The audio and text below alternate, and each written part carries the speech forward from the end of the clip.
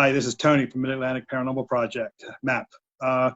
Tonight we are here with Frank Cinelli. Please, Frank, correct me if I pronounce your last name wrong. I apologize. Frank is also known as Dr. Spector. We're just asking him to join us so we can just talk shop, talk about the paranormal, talk about the things that he's worked on, things he's currently working on, what he's doing during quarantine to satisfy that itch. And with me, I also have the rest of our team. We have Shane. Hi. Shane is our tech manager. And we also have Kenda, our historian. Hello. Hello. Okay. Well, thank you, Frank, for joining us. Did I pronounce your last name right? Yeah, no, that was right. Yeah. Okay. Sounds good. Listen, with a name like Avalone, you're going to mess up Cinelli? Tell me about it. Avalone. So, Frank, why don't you just tell everybody about yourself and what is it got you into what you're doing, and we'll go from there. So it's kind of been a lifelong obsession, as it is for most people. As a kid, I was just so fascinated by paranormal. I'd watch like In Search Of and everything. I'd go to the library, right? I live in a small town. So our library metaphysical section was like that. And I've read those 3 books 20 times. And yeah, I mean, it was cool. At 9 years old, I was involved with my first seance. Okay. So I'm the youngest of 5, nice Italian family. And my sisters, it was cool at the time to do seances and Ouija boards and whatnot. So they did this seance in the downstairs bathroom in my parents' house. And they were trying to contact this local guy who had just died. And I saw this guy's face in the mirror. I mean, clear as day. And I didn't know who he was. I didn't care who he was. I described him to the perfect detail, right down to his little round wireframe glasses. So this kind of blew me away. And then growing up, we'd always mess around with Ouija board. And I remember one time my friend and I were doing this.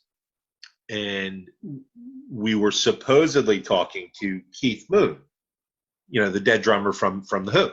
And it was wild. And we said, okay, so what's our buddy Dave doing right now? Shower.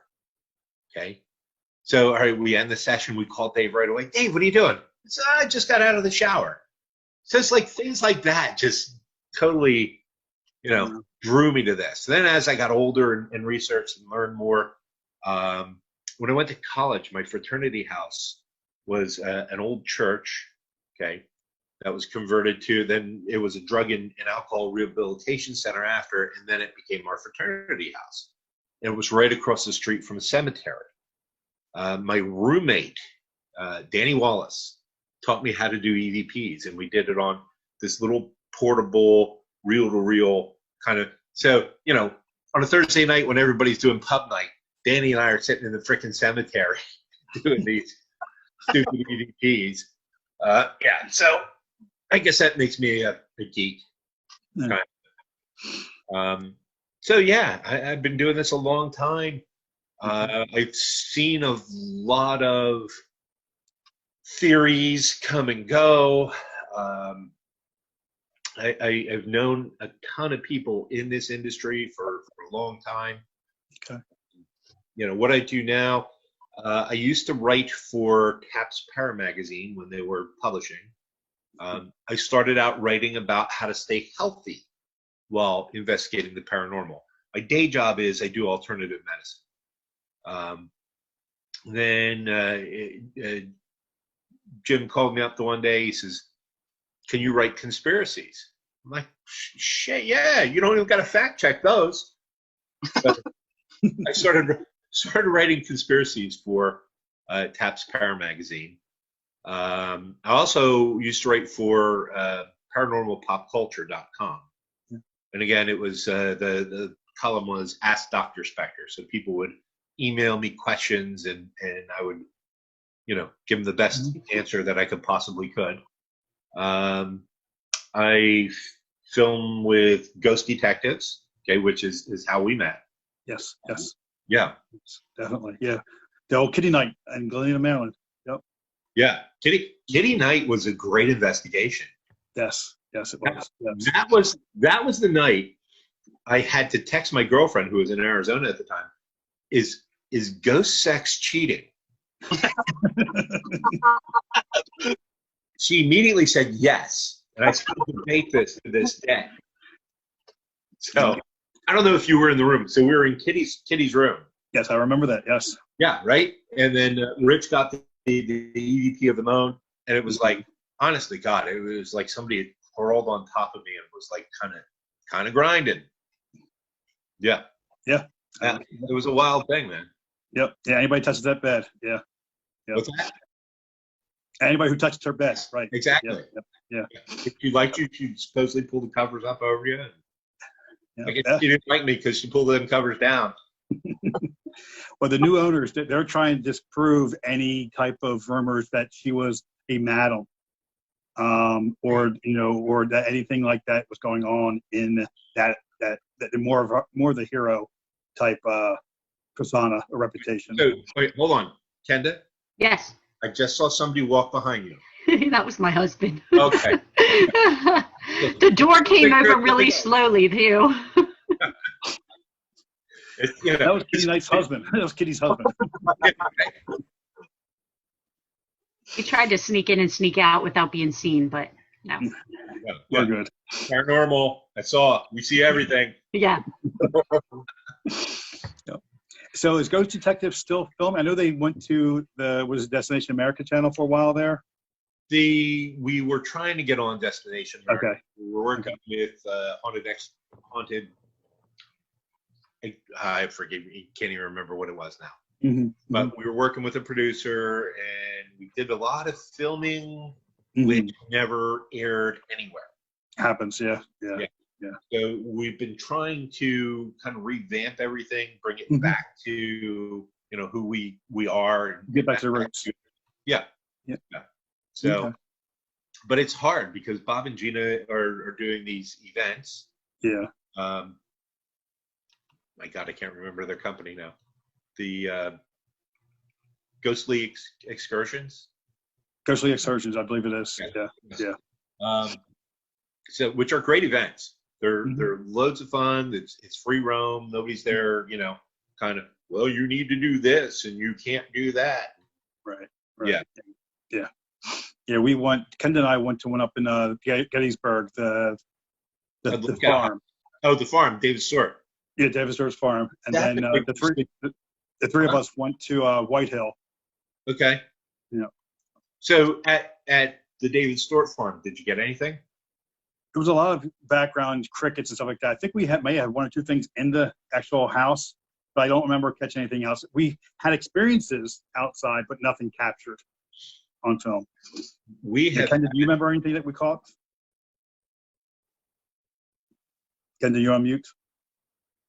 Oh, she must be on mute. Inside, we had a few whispers, but outside, it was the middle of summer. So it was just crickets and, animals, and you could hear. We were hoping to pick up the Native American flute that they said they hear sometimes, but that didn't happen. Yeah. We actually played it. We actually found it, on our phone. We played it out loud, so thinking it was a track, but we were Native American music we played just to see if we get a response. But when you listen to it back, it was all contaminated with outside noise. Yeah, it's hard there. Yeah. Yeah. But we've had some great stuff there. Been there a number of times. We filmed there a couple of times. We went, we did like a reenactment kind of thing of surgery. Now, I apologize. My brain's a little foggy. I've had like this sinus pressure headache all day. So I'm, so bear with me as I'm trying to remember names. But we had this reenactor come, and we did a hospital surgical scene, and we got some decent EVPs doing that. In the barn, oh my God, we always was creepy. So much stuff going on in that barn. To start the night, we went marching out into the field where the battle was supposed to be, and we had blaring over the speaker the battle hymn of the Republic. And we went out, and then we had like the belt buckles hooked up to the haunted trigger object, one of Bob's toys, Mm-hmm. and the Union belt buckle kept getting lit up. So, Wow. yeah, Wow. yeah, that's such a cool place. Yeah. It Yeah. is. Yeah. Mm-hmm. I love Bob's toys. I have one of his dogs, so I definitely love his toys. I have the cat. Okay. We named him Binks. Okay. I named the dog Teddy after one of the locations that we went to.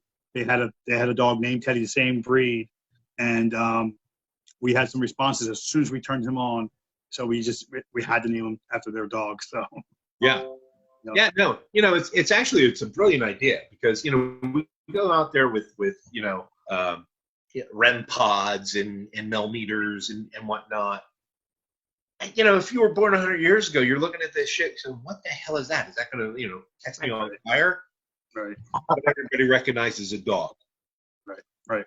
And it attracts both adults and kids, where the bear only attracts the kids. Yes. Yeah. So, I'm trying to think. I was going back. I remember you were live somewhere, and you had to fit yourself into this very small crevice. I think you called it the body chute. Oh, Remember where you were at? Yeah, that was a cemetery. That was something green cemetery up near 44. Okay, yeah. You you put yourself in there for I think at least 20 minutes, if not a little bit longer than that. Well, it was way longer than that because Yeah. Bob was supposed to come get me in 20 minutes. But Right. we know Bob. Yeah. He's like, oh, squirrel. And Bob, if you watch this, I love you, brother. I had long since forgiven you for leaving me in that body chute. But that was wild. We were doing the Facebook Live. Yes. And I was hearing like this growling, and people were hearing it on the Facebook Live, Mm-hmm. which was really cool. Yeah. I was keeping time for you. That was back in 2017. Yeah. Not that it mattered because Bob. Yep. Because Bob. Yep. That was a cool investigation.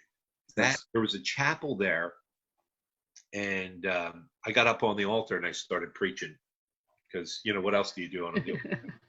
Exactly. And we had some great activity. It was so there was like a balcony all the way around.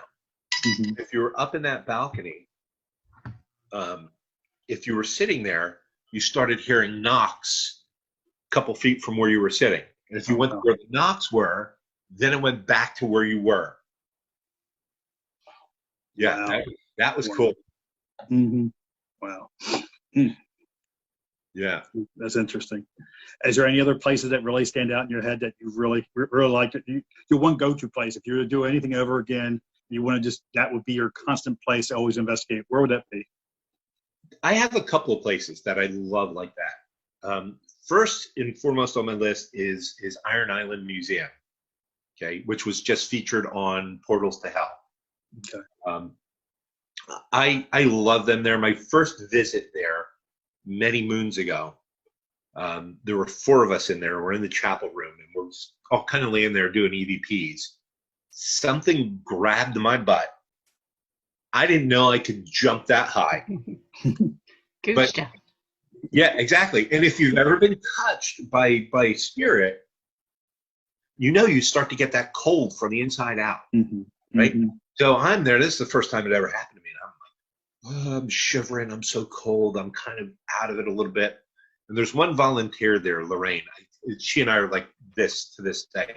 But she instantly went into mother mode, right? And started taking care of me. And I love her for that.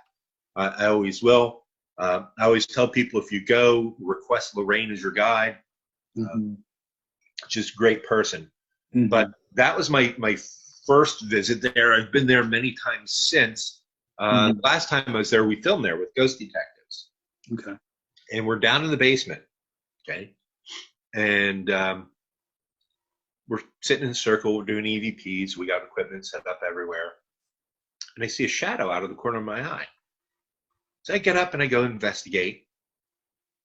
And I hear a noise above Rich. And I turn to look at Rich.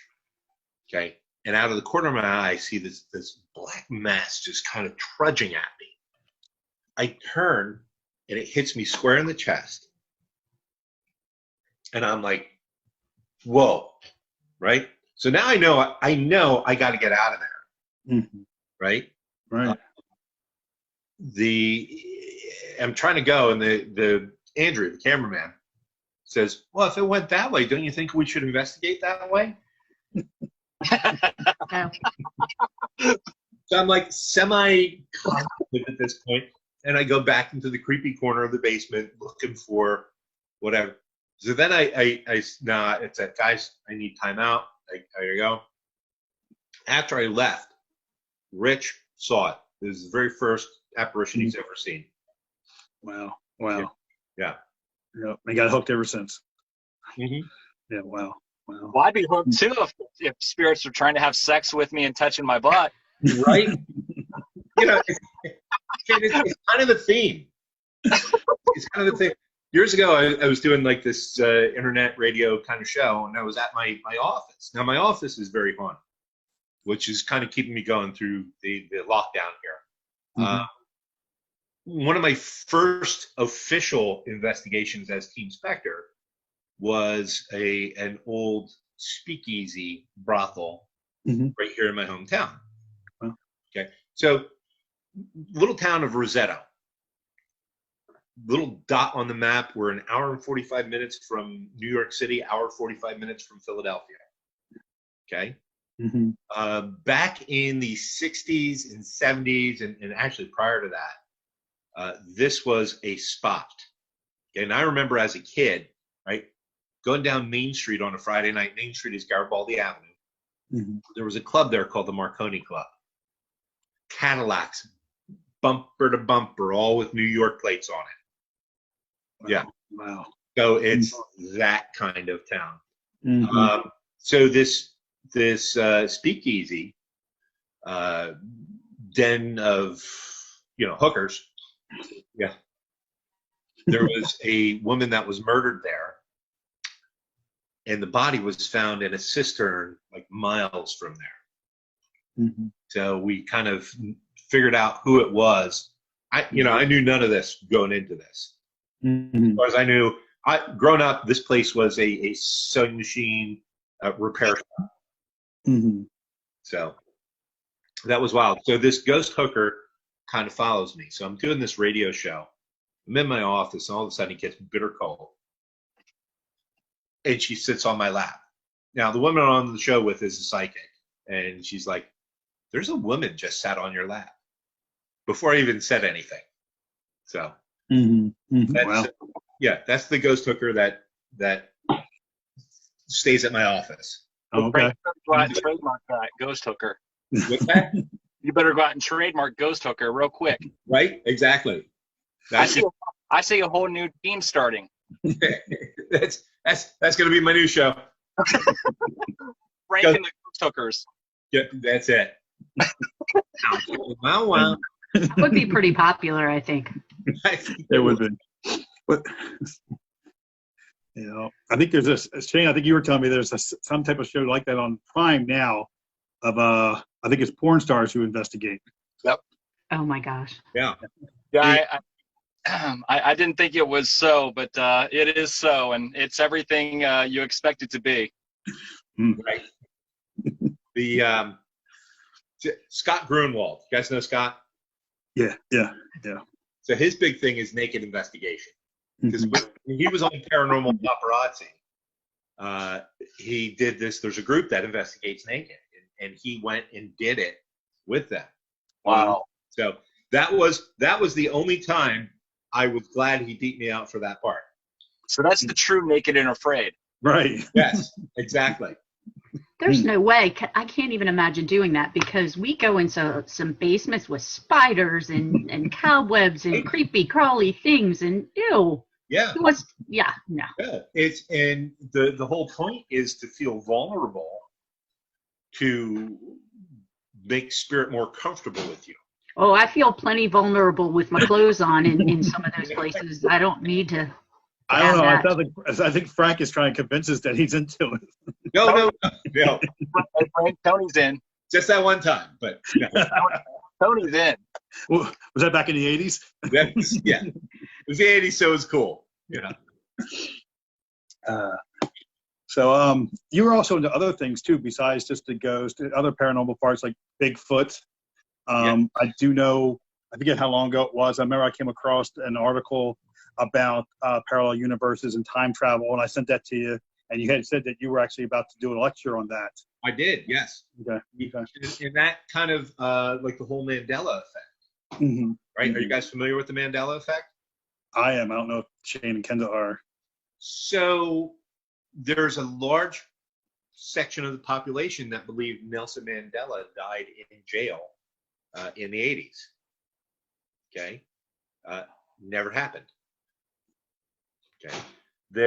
So that changed the timeline, and there are some of us that still remember the old timeline. The one that really sunk it home for me was, what is the Queen song, "We Are the Champions"? Mm-hmm. What is the last line of the song? We are the champions. I don't know. Okay, so you're on the new timeline. Yeah. Okay.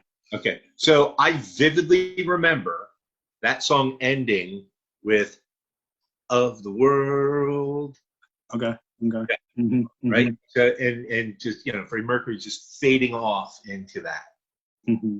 That's one of the ones. The other one that did it for me was the Berenstain Bears. Okay, when my kids were little, I would read them the Berenstain, Stien, I think. Mm-hmm. They no longer exist. It is now the Berenstain Bears, Stain. Yeah. Kendall, you're a school teacher. Have you noticed that? No, but I remember the first one. Berenstain Okay. Bears is what I always call them. Yeah. Mm-hmm. Mm-hmm. Yeah. My daughter used to call them the Steen Bears because she couldn't say Berenstain. Mm-hmm. Yeah. Well, okay. Berenstain. Yeah. Mm-hmm. No, it's no longer. It's Berenstain. Okay. Yeah, no, I can't say that. Yeah. You look it up because you cannot find Berenstain. It's not like it was this and they changed the name. Mm-hmm. It's Berenstain never existed. Wow. Yeah. I'll have to go back and look at the books. Yeah. Yeah. We have Yeah, some here too. I tried to find them, and I got rid of all the ones we had, and like the Mm-hmm. VHS Right. ones. But Mm-hmm. yeah, Wow. wild stuff. So that's the case where you have all these universes, and they're stacked up in a line. Mm-hmm. And for whatever reason, you had one that kind of crossed over into the other, and then took off in its own direction again. Mm-hmm. One of the thoughts is the Hadron Collider, at CERN, that this started when they started messing with, the God particle. Mm-hmm. Yeah. Okay. Wow. So Shane, do you have any tech questions? You mentioned, I know Bob's definitely into the tech stuff, Frank, but is there any favorite tech stuff that you've collected over the years that you go to? Are you just a recorder kind of guy? No, I suck at EVPs. I really do, and part of that is going back old school. You would just let the recorder run forever, and then you'd have to sit and listen for hours and hours and hours and hours. The new thing is you do burst sessions, which makes it more tolerable. But yeah, no, I'm not an EVP guy. I get them occasionally.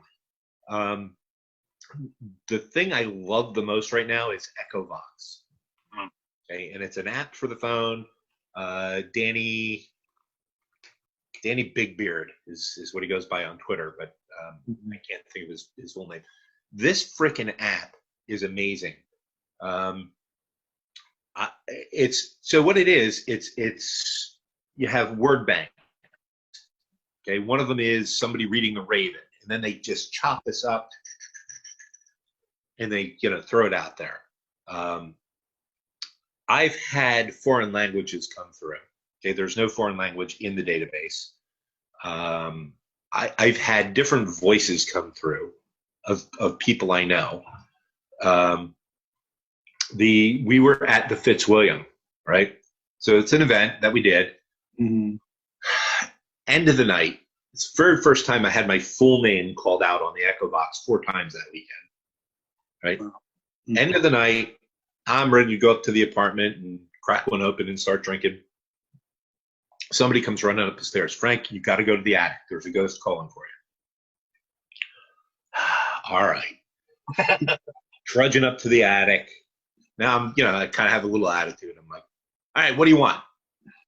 It says Frank Cinelli. Yeah, I'm here. Who's this? It says Annette. Okay. Yeah, I'm thinking a couple of Annettes. Annette, what's your last name? And it said her last name. Wow. Okay. Yeah. And this was a former patient of mine. We became very friendly. She had passed away. We would talk. Her grandfather used to work at Area 51. So she would tell me what little stories he would tell her. So it's, all right, Annette, where'd your grandfather work? Area 51. I was like, why? Cool. She wanted me to get a message to her husband. Wow. Yeah. Which was very awkward, by the way. Yeah, I can imagine. And you're put in that situation. It's like, I haven't talked to the guy in years. I'm like, all right, Lucas, your dead wife wants me to tell you. Yeah. So he was very accepting of it and appreciative. I was just going to ask, did he believe? Yeah, no, he did. He did. They were very much into the paranormal. Okay. But it had been probably 12 years since she had passed. Oh, wow. And I had never, Mm-hmm. yeah. So that was a wild moment with EchoVox. Mm-hmm. When I was in the UK and we're using it there, we had Old French coming through. Wow. Yeah, and Mm-hmm. somebody in the group actually understood it. I had no clue. It sounded like jibber jabber to me. But. Right. Yeah. Well, we've had similar experiences with just the plain old Ovilus. I know what turned Kendall onto the Ovilus was that she actually was doing something in Gettysburg, and it was actually saying things that were about the time and era there in Gettysburg, which right away, sells the equipment right then and there. It said words. It said words like cavalry, horses, map. Yeah. So when it's saying that, and you're standing in Gettysburg, it was amazing. I like the Ovilus. We're doing an event at Eastern State Penitentiary, which is also one of my favorite places to go. Mm-hmm. Never lets you down. Mm-hmm. So we're doing this live podcast from it. So I'm in the control room by myself, and Aaron Sagers, I don't know if you guys know Aaron. So Aaron was out trying to round up, people to come into the control room to talk to and whatnot. So he would go, and this massive thunder and lightning storm going on. And the second the door would close, wild shit was started happening in the room. But the freaking Ovilus went off, and it ran down this litany of everything I did that day. Wow. Wow. Okay. Like, what's it say? Stop right now. What's that? What kind of stuff did it say? Liberty Bell. We took a walk to see the Liberty Bell. Vegas. We went into this bar, Viva Las Vegas. Oh my God, there was like this whole. That's amazing. Yeah. Wow. That's really neat. Yep. Now you had said you got interested in the paranormal when you were young and you did seances. Do you do that still? I've done seances. I'm actually do them correctly now. Okay. Just do when I was young. I don't do that a lot. I don't do the Ouija board a lot. Thank you. And I'm not anti-Ouija board, honestly. Yeah. It's a tool like your K2 meter. If you know how to use it. It's exactly. It's all about intent. Mm-hmm. Best Ouija board story I have. We're at Salem Con, and we're investigating the wand shop up there. It's like this Harry Potter place. Lights out, doing the Ouija board.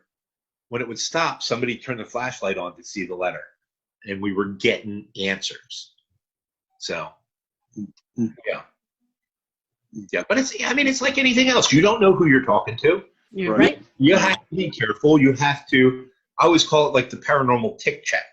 Okay, when you're done investigation, man, you got to check yourself. You got to check. Have somebody in your group who's sensitive check you. Mm-hmm. I was just going to ask, what kind of stuff do you do for protection? Prayer, lots of prayer. Mm-hmm. Okay. Have certain blessed items that I carry with me. Okay. Investigation.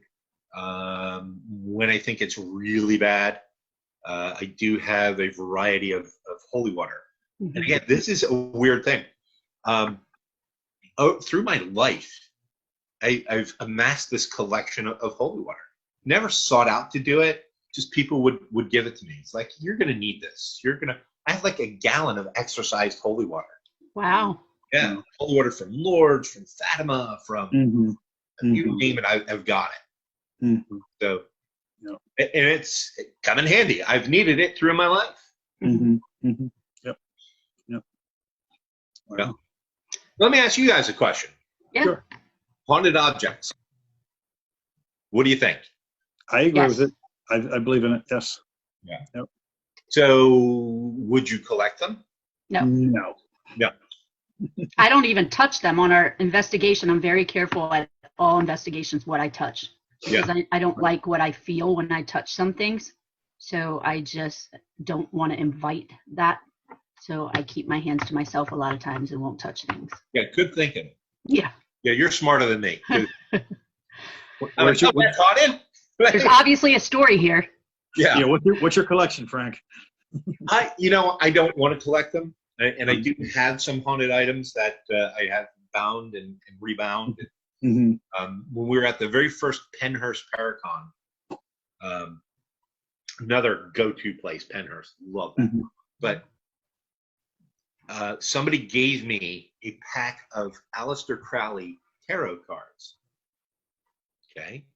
Mm-hmm. All right, I'll take them off your hands. They were frightened to death of them. So I take them, bring them home. Weird shit starts happening. So, oh crap! All right, bind them up. Then I thought, oh my God, wait. In another couple of months, I'm going to the UK. We're going to investigate Warwick Castle, which Aleister Crowley lived in. Mm-hmm. I'm going to bring these and give them to the event promoter, right? M.J. Dickinson. Mm-hmm. So Sage Paranormal is their group. Okay. So I give them to MJ. I'm binding them, and I give them to her. And she, they used them in the investigation, and they're a great trigger item. Mm-hmm. I thought she would know to just rebind them and put. About a week later, she calls me up. She's like, "Shit's happening in my house. I got pushed down the steps. I woke up with bruises. So yeah. Wow. Yeah, you need to bind these and. Wow.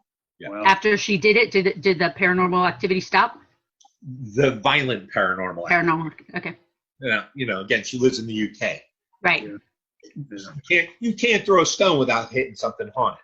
Right. Right. The place we were staying, there's these ruins there, and I asked the one guy, I said, "How old do you think these are?" He said, "Oh, they're only about 300 years old." Only. Yeah. We think 200 years old here is old. Man, that's a drop in the bucket over there. Right. Wow. That's true. But yeah, the thing that bothers me is there are people that go out and intentionally collect these haunted. Yeah. Man, that's scary. Yeah. That's scary. I get messages on Instagram all the time. Hey, we wanted to do an experiment. Go to a thrift shop, buy a doll, take it to your best location, leave it there 24 hours, and then send it to me. And I was like, what? Why? We've had people ask us if we have dolls too. Do you have Right. some? We really want to buy it. We don't have stuff like that. We investigate and we leave everything right where it's supposed to be, and we just take our stuff and us home. Right. Yeah. Right. Unfortunately, I have dolls, Okay. which I think are creepy. We were going to Tennessee, and my buddy Mark Avila, they came here, and then we left the next day. So the night before, he was at an investigation, and he took these dolls out of the place. Mm-hmm. So he didn't want to leave them in his car, so he we put them in the garage, and then he forgot them and left them there. Oh, wow. Yeah. Wow. So I have these haunted dolls in my garage. It's crazy. What best haunted? So we did this old farmhouse with investigation. We track everything down to this creepy ass painting, right? The dogs would stop; they would not go past that stump. The little kids were waking up in the middle of the night with this old woman calling to them. Everything to this painting. So the person I was investigating with, she was like binding this, and I'm, there I'm trying to give prayer protection. I'm getting knocked around, right? I'm a big guy. I'm like, boom, boom, boom. I'm like bracing myself to stay. So it's all said and done. I go sit in the little kid's room. She looks at me. She says, "You all right?" I say, "Yeah, I'm okay." And my arm burns like hell. And I pull my sleeve up. I had 3 scratches coming down the arm, 1 coming right across the wrist. Oh, right. Wow.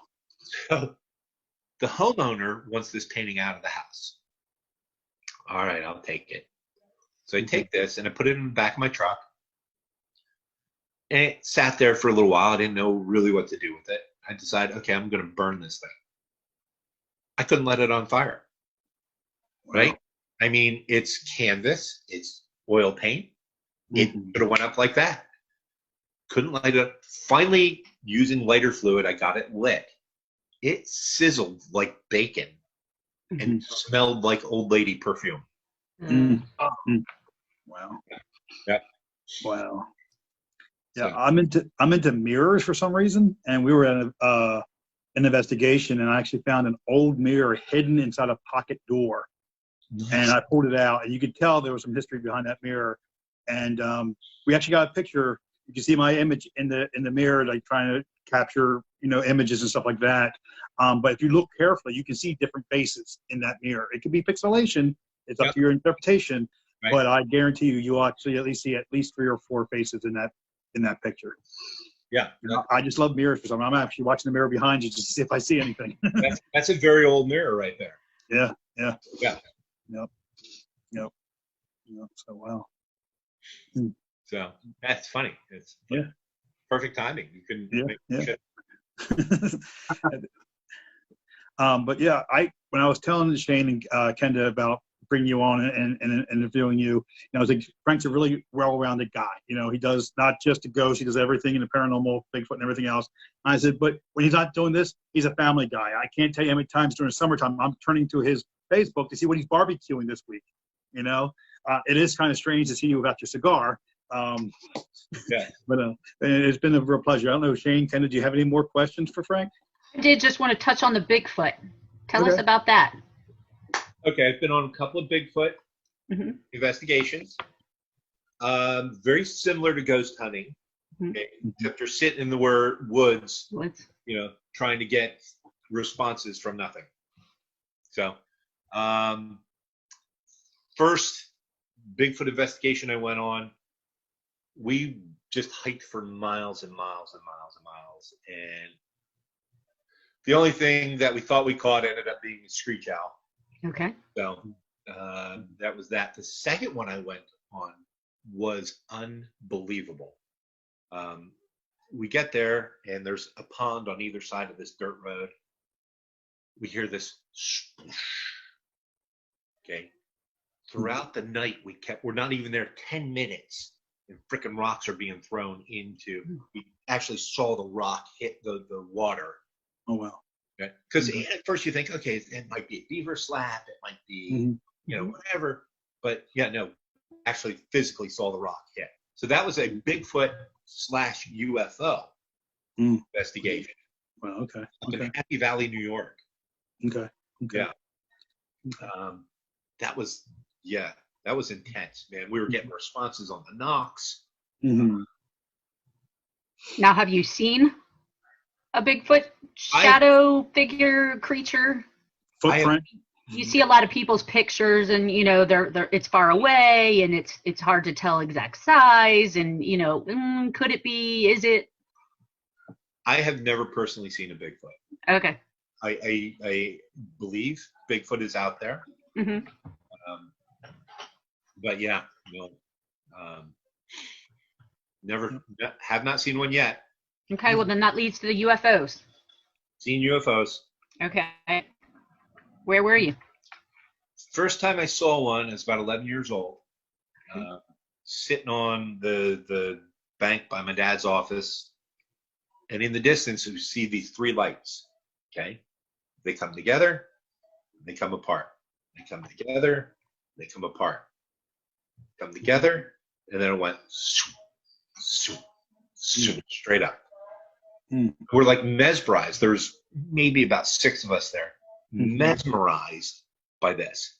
Then all of a sudden, these, what we assume were military planes, it was dark, you couldn't tell, but the formation they were flying just start flying in that direction. So that was the first time. A couple years later, again, mostly the same group. There are probably a couple extra people there. We're walking through town because, you know, we're delinquent teenagers. What do? You walk through town for a cornet, aluminum siding, run like hell. UFOs came right over, and it was close enough where you could see the detail on the ship. Oh, so that's cool. That's really cool. You know. Now, do you believe they're here on Earth walking amongst us? Yes, I do. I believe there are a lot of people who have alien DNA. I believe there are true aliens in disguise here. Christy Brinkley. Right? Good. So yeah. That's cool. Yeah. It's interesting when you read people's accounts who feel that they've had some kind of UFO experience, and I've been reading a lot of it lately, and just how they swear that, you know, something came down and they have this blank in their memory and they're not sure what it was and what happened to them while they were gone or asleep or whatever. It is very fascinating to read. So, and as sure as, you know, I see the sky above, they're sure something happened to them. yeah. Travis Walton, right? Mm-hmm. Fire in the Sky, the movie, book. So I've met Travis a few times. Very, very intense. I am convinced something happened to this guy. I don't know. I don't know for sure if it's, you know, how he describes in the book, but when you meet this guy, you just know, you know. It's kind of wild. I have a patient who claims she was abducted by aliens. It really kind of fits the bill, and she got very sick afterwards, which is why she's coming to me. But, yeah. We get calls every now and then. We don't do the alien or Bigfoot investigations, but we do get a lot of calls. And Ken just screened a call from a gentleman who had claims that they were trying to communicate through him through his cell phone and was sending signals. He was able to decode that signal, but we didn't know where to tell him to go at that time. Text messages he said he was getting from somebody, an alien, and we just did. I didn't have any. We try to refer them, like if they have demonic activity or something. That's not something we specialize in, and so we try to get them help where they need help. And I did not even know who to tell him to go to, but he was positive that he was getting these text messages from outer space, and he was able to decode them. You know, it's funny you bring up, you know, demonic activity. Demonic possession and alien abduction are so freaking similar. You know, the hearing, the speaking of foreign languages, the body contortions, yeah. I mean, it's very hard to differentiate. I mean, you really have to dig and dig and dig. Yeah, alien stuff. You know, you usually call your local chapter a MUFON. And then you're cut out completely. MUFON will not communicate with you whatsoever. Right. Yeah, which is ridiculous. But, Have you participated in an exorcism before? I have, yes. What was that experience like? Not something I really want to do, but yeah, something I get called. I'll get called for like prayer protection while somebody else is doing it. But the one I was actually physically at, that was very intense. Yeah. Did it work? Well, it did work, but yeah, the details of that, I just were. Yeah. Yeah. I just wondered if you believed whether they worked or not worked or. Sometimes you have to do multiple. Yes. Sometimes you have to do multiple on the person, not only just the person, but the property and the house. Mm-hmm. Yeah. That's true. So. Yeah, I've been a part of a few cleansings and a few exorcisms back when I used to be with Spree, the group that was with you at Kitty Night. I don't know if you remember Father Joe or not, but I remember him doing the exorcisms and stuff. So, Yeah, it's intense, man. There's, people make light of it or whatever, but until you actually are there and you see it happen, yeah, it leaves an impression. Oh, I'm sure it does. Oh yeah, definitely does. Part of why we work so well as a team is we realized that that's not something we want to be involved with. We are very interested in historic properties and talking to anybody that wants to talk to us, but we're not interested in summoning anybody and provoking anybody. It's not nice to be mean to people when they're living, so why be mean to them when they're deceased? And we just try to take a real neutral approach when we're investigating. Yeah, I agree. I do the same thing. I don't want to be a jerk unless there's sometimes when in the Bible they call it righteous indignation. When Jesus went in and tipped over the money changers at the temple, and so there are some times when you have to get that aggressiveness, not provoking per se, but that stern, this is my house, get the hell out. Right, yeah. That's the thing. Yes. Anytime I ever get that way, do I feel like someone's attaching to me, or when I'm leaving a location, that's when I get the stern and the aggression. Yeah. It's true. Yeah, it's I never set out to do like darker cases. I like you guys. They just fall in your lap. Yeah, over the past like 5 years, it's like this is all that I get anymore. And I'm good friends with Johnny Zappis, and Mark Villa is his apprentice in demonology. So I'll get called in to consult on cases. And, there's been cases where I've been told, forget you ever heard about it. Walk away. Really? We just walked away. And yeah. We had our last investigation, I believe it was a residential. They were trying to sell the house. It just would not sell. The homeowners were really convinced that it was unholy and that it was evil. I had my doubts just by some of the things. I thought it was just practical jokes. We did agree to go see it, and we had some great experiences there. I don't believe it was demonic or meant harm. I just didn't think it agreed with the homeowner's choice of religion. But yeah, I think Shane, he could definitely tell you some of his experience at that house. He really didn't want to go.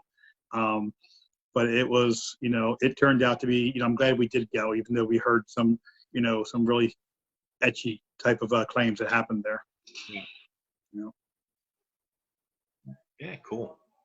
Yeah. Shane, you have any questions? We've been monopolizing the conversation and asking them all. I guess I just got one. Besides the White House, what's still on your bucket list of going to, Frank, as far as paranormal? Yeah, good question. There's so many places. I would love to go. I would love to investigate Iwo Jima. Oh, wow. Yeah. I don't know why. It's kind of just there. It's like Gettysburg. Like Gettysburg, yeah. Truck Lagoon, and Josh Gates did that. But before he did that, that was on my bucket list. Yeah, so many like historic war places. Excuse me. It's not COVID. You're getting all choked up now. What's that? I said you don't have to get all choked up about it. Right? No, I love the history. Yeah. Yeah. That's my favorite part of paranormal is the history. Like Fort Mifflin in Philadelphia. Okay. You ever hear of this place? Yes. Oh, yeah. Yeah. It's about a half an hour from my house. Yep. Okay. It's the fort that saved America. I did not learn this in history books. Never heard of it before paranormal. Yeah. So Yeah, it's the cool stories like that. Mm-hmm. Yeah, definitely. Yeah. Well, unless we have any other questions, I think that's everything there. I really appreciate you taking the time and talking with us. I mean, we love to, keep on up with you, and when you finally get out there and we can get done this quarantine, actually do some investigations. We'd love to throw some ideas at your way. Yeah. Listen, I'd love to investigate with you guys. Yeah, definitely. Yep. Take a shot at Fireball. That might clear things out. Exactly.